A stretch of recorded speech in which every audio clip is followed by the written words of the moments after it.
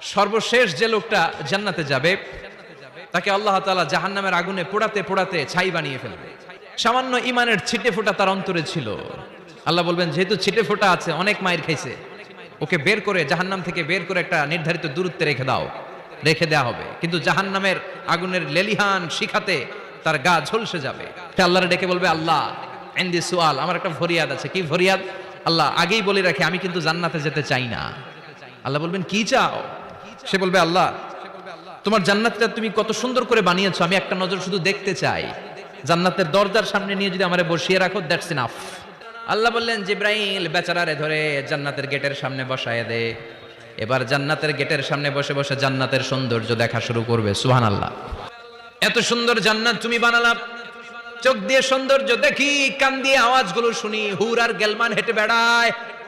এত সুন্দর জান্নাত চোখ দিয়ে দেখি, ঢুকতে পারি না।